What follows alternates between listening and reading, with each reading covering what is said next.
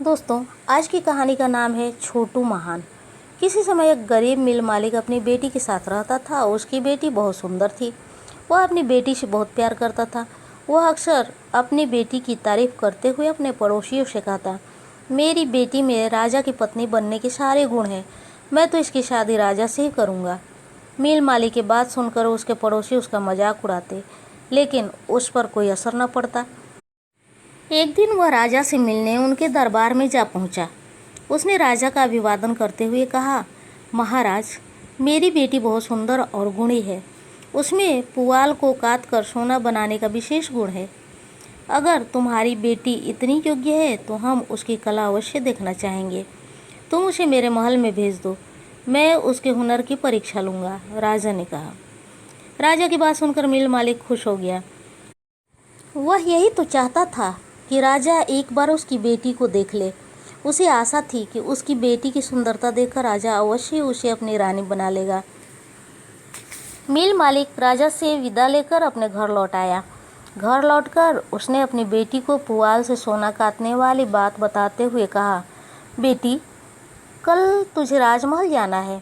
मुझे विश्वास है कि राजा अवश्य ही तेरे गुणों से प्रभावित होकर तुझे अपनी पत्नी बना लेगा। पिताजी, मैं मानती हूँ कि आप मुझे बहुत प्यार करते हैं और मुझे रानी बना देखना चाहते हैं, लेकिन आपको राजा से झूठ नहीं बोलना चाहिए था। आप तो जानते हैं कि मुझे कोई सोना वोना बनाना नहीं आता। जब राजा को सच्चाई पता चलेगी तो पता नहीं क्या होगा, बेटी ने अपनी शंका व्यक्त करते हुए कहा।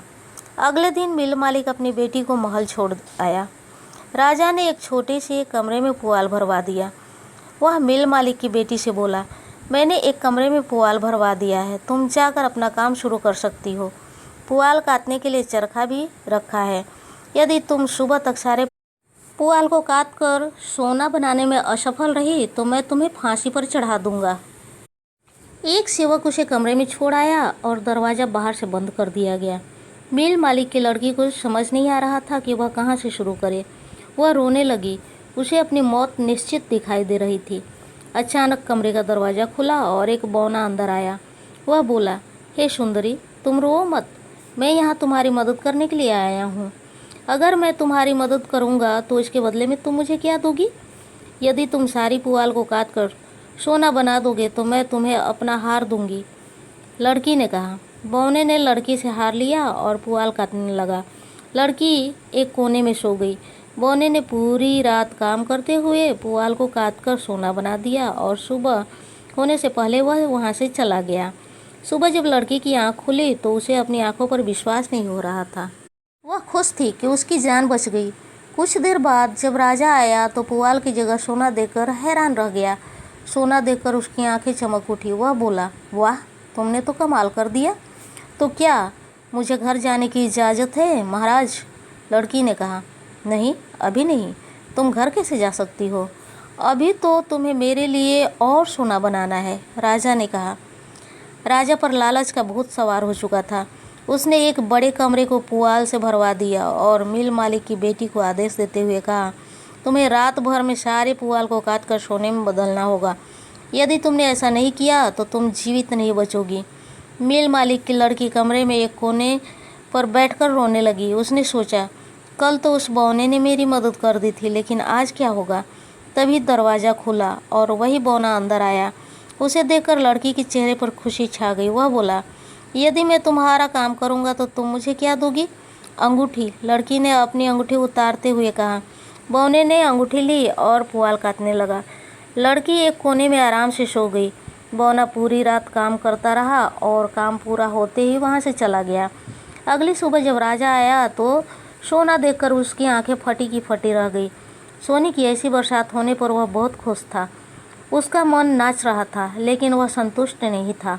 वह लड़की से बोला, इस बार पहले दोनों कमरों से बड़े कमरे में पुआल रखी है, तुम उसको सोने में बदल दो। यदि तुम सफल रही तो मैं तुम्हें अपनी पत्नी बना लूँगा। लड़की उदास होकर पुआल वाले कमरे में बैठी थी कि तभी बौना आकर बोला, मैं पुआल काट दूंगा, पर पहले यह बताओ कि आज तुम मुझे क्या दोगी? लड़की रोते हुए बोली, इस बार तुम्हें देने के लिए मेरे पास कुछ भी नहीं है। कोई बात नहीं, लेकिन तुम मुझसे वादा करो कि जब तुम रानी बन जाओगी तो तुम अपनी पहली संतान मुझे दोगी। तुम्हें मंजूर हो तो बोलो। बौने ने शर्त रखी। ने बौने की शर्त मान ली। बौने ने रात भर काम किया और एक बार फिर पुआल को काटकर सोने में बदल दिया। सुबह जब राजा आया तो सोना देखकर बहुत खुश हुआ और बोला, हे सुंदरी, मैंने तुमसे शादी करने का वादा किया था। मैं अपना वादा पूरा करना चाहता हूँ। तुम्हें मेरी पत्नी बनने में कोई ऐतराज़ तो नहीं है? नहीं महाराज, मुझे कोई ऐतराज़ नहीं है, बल्कि यह तो मेरा सौभाग्य है। मिल मालिक को जब यह खबर मिली तो वह बहुत खुश हुआ। राजा और मिल मालिक की बेटी की शादी खूब धूमधाम से हुई। अब मिल मालिक की बेटी रानी बन गई थी। शादी के 1 साल बाद रानी ने एक बच्चे को जन्म दिया। बच्चे का जन्मोत्सव खूब धूमधाम से मनाया गया। समय के साथ साथ रानी बौने से किया गया अपना वादा भूल गई थी। अचानक एक दिन उसके कमरे में बौना प्रकट हुआ और बोला, रानी बनते ही तुम अपना वादा भूल गई? चलो अब वायदानुसार बच्चे को मुझे सौंप दो।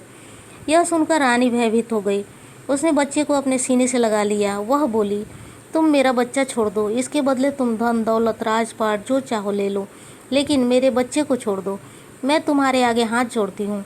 यह कहकर वह फपक कर रो पड़ी, लेकिन बौने पर रानी के रोने का कोई असर नहीं पड़ा। वह बोला, किसी भी धन दौलत से ज़्यादा मेरे लिए बच्चा मायने रखता है। मैं उसे लेकर ही रहूँगा। बौने का हठ देखकर रानी उसके पैरों पर गिड़गिड़ाने लगी। तब वह बोला, अच्छा ठीक है, मैं तुम्हारे बच्चे को छोड़ दूंगा, लेकिन तुम्हें मेरा नाम खोज कर बताना होगा। इस काम के लिए मैं तुम्हें 3 दिन का समय देता हूँ। तुम चाहो तो अपने बच्चे को बचा लो। यह कहकर वह वहाँ से चला गया। उसके जाने के बाद रानी ने अपने आदमियों को बुलाया और कहा, जाओ पूरे राज्य में जितने भी नाम हैं सारे ढूंढ कर लाओ। और वह स्वयं भी पूरी रात नाम सोचती रही। अगले दिन जब बौना आया तो रानी ने एक एक करके नाम कहने शुरू किए, पर बौना हर नाम के बाद नाच नाच कर कहता, यह मेरा नाम नहीं है। इस बार रानी ने अपने आदमियों को पड़ोसी राज्यों से नाम पता कर लाने को कहा। रानी के आदमी नामों की एक लंबी सूची लेकर आए।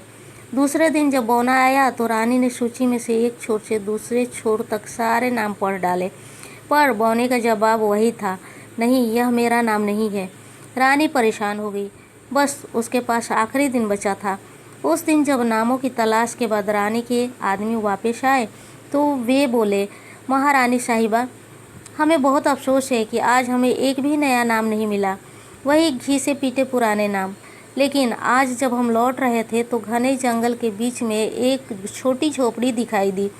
झोपड़ी के बाहर आग जल रही थी और उस आग के चारों ओर एक अजीब सा आदमी नाच गा कर कह रहा था, कल बड़ा मज़ा आएगा, रानी का बेटा मेरा हो जाएगा, मेरी कोई नहीं कर सकता पहचान, नाम है मेरा छोटू महान। यह सुनकर रानी बहुत खुश हुई। उसकी खुशी का कोई और छोर न रहा। तीसरे दिन जब बौना आया तो वह रानी से बोला, कहो रानी, मेरा नाम क्या है? कहो कहो। रानी ने बौने को यह जताया कि वह उसका नाम नहीं जानती। वह एक के बाद एक कई नाम लेने लगी और हर नाम सुनकर बौने ने खुश होकर कहा, नहीं, यह मेरा नाम नहीं है। तब रानी ने आखिरी नाम लेते हुए कहा, शायद तुम्हारा नाम छोटू महान है। यह सुनना था कि बौने का पारा 7वें आसमान पर पहुंच गया। वह गुस्से से चीखने चिल्लाने लगा। उसने गुस्से में खुद के 2 टुकड़े कर दिए और वहां से गायब हो गया। बौने के गायब होते ही रानी ने चैन की सांस ली और वह अपने बच्चे व पति के साथ सुखपूर्वक रहने लगी।